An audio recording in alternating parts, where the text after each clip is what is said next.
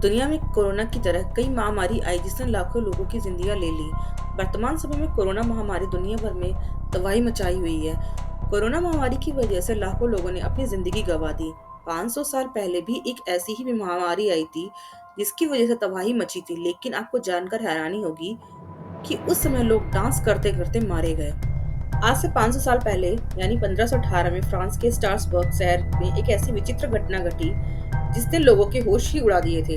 एक अनजान बीमारी के कारण शहर के कुछ लोग अपने घरों से बाहर निकलकर अचानक नाचना शुरू कर दिया। वे तब तक नाचते रहे जब तक कि उनके शरीर ने काम करना नहीं बंद कर दिया या फिर जब तक उनकी मौत नहीं हो गई। इस तरह लोगों के मरने का सिलसिला कई दिन तक चलता रहा, लेकिन बावजूद इसके इस बीमारी के फैलने का कारण आज तक पता नहीं चल लग सका। लेकिन जब भी इस बीमारी का जिक्र होता है तो इसे फ्रांस में कोई एक दुर्घटना से जोड़कर देखा जाता है। तो क्या थी वो दुर्घटना, चलिए जानते हैं विस्तार से। तारीख 14 जुलाई 1518, जब फ्रांस के स्ट्रासबर्ग में रहने वाली फ्राउ ट्रॉफी नामक एक महिला अचानक अपने घर से बाहर निकलकर नाचने लगी। हैरानी की बात ये थी कि जब ये महिला नाच रही थी तो ना तो वहां कोई गाना बज रहा था और ना ही कोई गाना गा रहा था। महिला बस अपनी ही धुन में नाचे जा रही थी। हालांकि इस किसी के लिए भी उसके नाचने का कारण समझ पाना मुश्किल था। फ्राउ के पति ने उसे रोकने की कोशिश भी की, लेकिन फ्राउ ने उनकी एक ना सुनी और बस नाचती ही रही। फ्राउ सुबह से नाच रही थी, नाचते नाचते शाम हो गई थी, लेकिन उसका नाचना बंद नहीं हुआ। उसके शरीर के काफी अंग फूल गए थे, लेकिन बावजूद इसके वो नाचे जा रही थी। तभी अचानक वो बेहोश होकर नीचे गिर गई। पति उसे उठाकर घर ले आया, लेकिन ये क्या, अगले सुबह उठते ही उसने फिर से नाचना शुरू कर दिया। ना कुछ खाया और ना ही पिया, बस नाचती ही गई। बस इस तरह नाचते नाचते उसे 2 दिन बीत गए थे। अब उसके पति को उसकी चिंता होने लगी थी, तो उसे इलाज के लिए वो डॉक्टर के पास ले गया। उधर फ्रॉक की ही तरह 34 लोग भी इसी तरह नाच अचानक से नाचने लगे थे। जब इस बात का पता शहर में चला तो इस बीमारी को डांसिंग प्लेग का नाम दिया गया।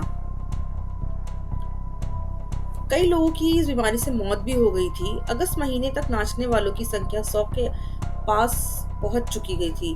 कहा जाता है कि ये एक तरह का इन्फेक्शन था जिस कारण लोग बेवजह नाच रहे थे। इस केस में लोग डांस करना शुरू कर देते थे और वे रुकते ही नहीं थे जब तक कि उनका शरीर काम करना ना बंद कर दे या उनकी मौत ना हो जाए। इस तरह की घटना लगातार बढ़ती जा रही थी। नाचने वाले लोगों की संख्या बढ़ती ही गई। कई लोग इस कारण गंभीर रूप से बीमार हो गए, तो कई लोगों की इससे मौत भी हो गई। जब इस घटना के कारण 15 लोगों की मौत हो गई, तो प्रशासन ने इसे गंभीरता से लेना शुरू किया। पहले तो डॉक्टर को लगा कि ये किसी तरह की नेचुरल बीमारी है, शरीर में ब्लड टेम्परेचर बढ़ने से ये हो रही है। डॉक्टर ने ये अपनी थ्योरी दे दी थी, लेकिन नाचने वालों की संख्या इतनी बढ़ती जा रही थी कि एक एक इंसान को ठीक कर पाना काफी मुश्किल हो गया था। ऐसे में डॉक्टर ने सुझाव दिया कि लोगों को ऐसे ही नाचने दिया जाए। जब उनका बॉडी टेम्परेचर कम हो जाएगा तो वे नाचना बंद कर देंगे। इस तरह से मरीजों के लिए एक अलग तरह की व्यवस्था की गई। एक खाली जगह को डांस फ्लोर में तब्दील कर दिया गया। कुछ डांसर्स को वहां रखा गया तो उनके साथ डांस करें, लेकिन इसका भी कोई फायदा नहीं हुआ क्योंकि मरने वालों की संख्या और ज्यादा बढ़ने लगी।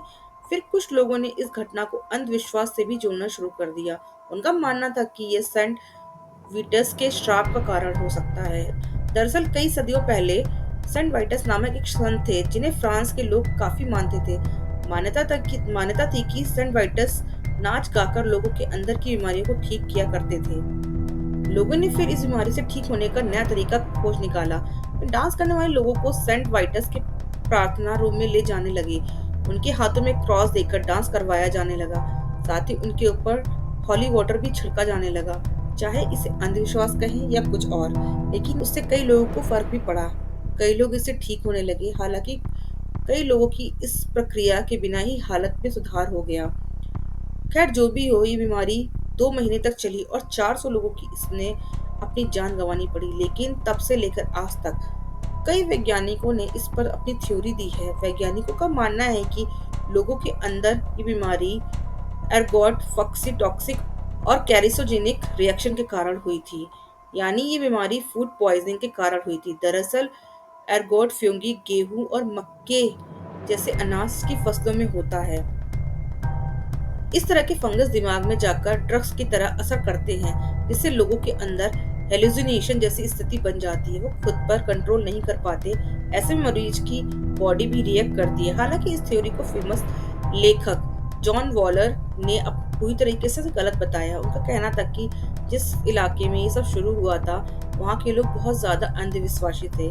काफी समय से वहाँ के लोग भुखमरी और सूखे से जूझ रहे थे, जिस कारण उन्हें एक मानसिक विकार ने घेर लिया था। इस कारण वे लोग इस तरह की हरकतें कर रहे थे, जिसका खुद भी उन्हें अंदाजा नहीं था वे क्या कर रहे हैं। बता दें कि जॉन ने इस पर किताब भी लिखी है, जिसका नाम था a time to dance, a time to die.